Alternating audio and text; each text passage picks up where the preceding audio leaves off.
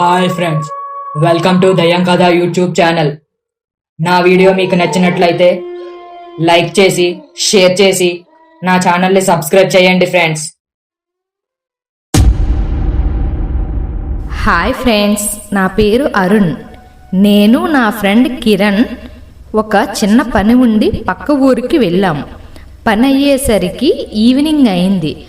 లైట్గా కొంచెం చీకటి పడింది. ఇక ఇద్దరం బైక్పై బయలుదేరాము. సగం దూరం వచ్చాక ఉరుములు మెరుపులతో కూడిన వర్షం, ఈదురుగాలులు బలంగా వీస్తున్నాయి. ఇక ముందుకు వెళ్ళలేకపోయాం.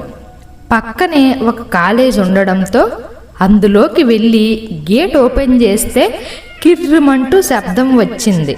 లోపల చూస్తే దుమ్ము, ధూళి, సాలెపురుగులు. చాలా రోజులుగా కాలేజ్ ఓపెన్ చేయలేదనుకుంటా. వర్షం ఇంకా ఎక్కువ అవడంతో లోపలికి వెళ్ళాం. ఎక్కడి నుంచో మాకు అమ్మాయిలు అబ్బాయిల ఏడుపులు, నవ్వులు వినిపిస్తున్నాయి.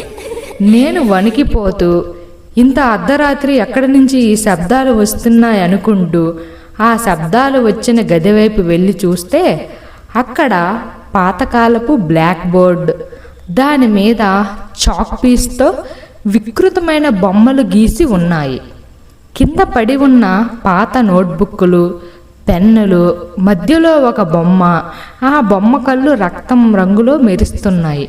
నేను షాక్ అయ్యా. నా కెమెరాతో ఫోటో తీయబోయాను.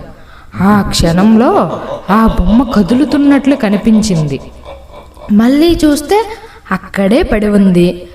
పక్క నుంచి ఏదో ఆకారం స్పీడ్గా వెళ్ళింది. నా ఫ్రెండ్ కిరణ్ అనుకున్నాను, కానీ అక్కడ కిరణ్ లేడు. వెతుక్కుంటూ వెళ్ళా. కాలేజ్ గ్రౌండ్ మధ్యలో వర్షంలో కదలకుండా నిల్చున్నాడు. దగ్గరికి వెళ్ళి కిరణ్ అని పిలిచా. అంతే, వాడు దెయ్యం దెయ్యం, ఇక్కడ దెయ్యం ఉంది, పదరా వెళ్ళిపోదాం, ప్లీజ్ రా ప్లీజ్ అని అరుస్తున్నాడు. ఏమైందిరా అంటుంటే, అదిగో ఆ చెట్టుపై దెయ్యం కనిపించింది, చెట్టు కొమ్మలకు వేలాడుతూ ఉంది, ఆ కాలేజీపై కూడా దెయ్యం ఉంది, గోడలపై పాకుతుంది, పదరా వెళ్ళిపోదాం అంటూ నన్ను లాక్కెళ్ళాడు. తీరా చూస్తే అక్కడ బైక్ లేదు, గేట్స్ క్లోజ్ అయి ఉన్నాయి, ఎవరో లాక్ చేశారు. అప్పుడు నాకు కూడా కిరణ్ చెప్పింది నిజమని అనిపిస్తుంది. గేట్స్ ఓపెన్ చేయడానికి ట్రై చేస్తున్నాం. సడన్గా ఏంట్రా, ఇక్కడ నుండి బయటకు వెళ్ళగలరా అని ఎవరో అన్నారు. ఎవరా అని చూస్తే గేటు పైన దెయ్యం ఉంది.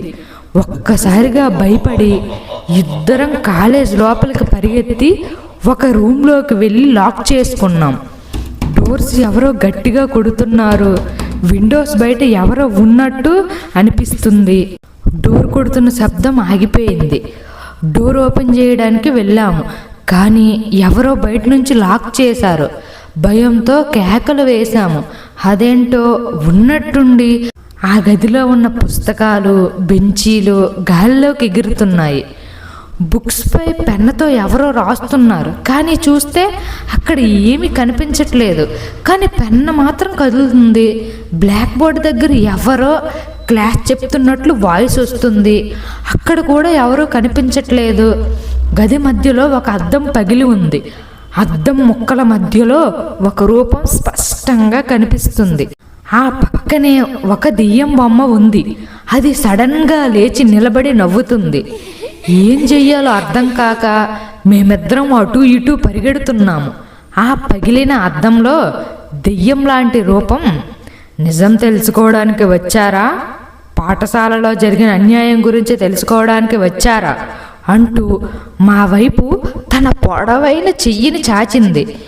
మేము భయపడి కిటికీలోంచి దూకేసి కాలేజ్ బ్యాక్ సైడ్ నుంచి పరిగెత్తుకుంటూ ఊర్లోకి వెళ్ళిపోయి ఒక గుడి దగ్గర నిద్రపోయాము. మార్నింగ్ ఊళ్ళో వాళ్ళకి ఈ విషయం చెప్పాము. వాళ్ళు ఆశ్చర్యపోతూ, బాబు అక్కడ కాలేజ్ కూల్చివేసి 10 సంవత్సరాలు అవుతుంది, ఇప్పుడు అక్కడ ఏమీ లేదు. 10 సంవత్సరాల క్రితం ఆ కాలేజీలో ఏదో ఫంక్షన్ ఉందని మా ఊరి వాళ్ళు, మా పిల్లలు ఆ ఫంక్షన్కి వెళ్ళాము. అక్కడ షార్ట్ సర్క్యూట్ కారణంగా ఒక రూమ్లో చాలామంది పిల్లలు, పెద్దలు, కాలేజ్ స్టూడెంట్స్, టీచర్స్ ఆ రూమ్లో ఇరుక్కొని చనిపోయారు. వారందరూ బయటికి ఎందుకు రాలేదంటే ఆ రూమ్ని ఎవరో బయట నుంచి లాక్ చేశారు.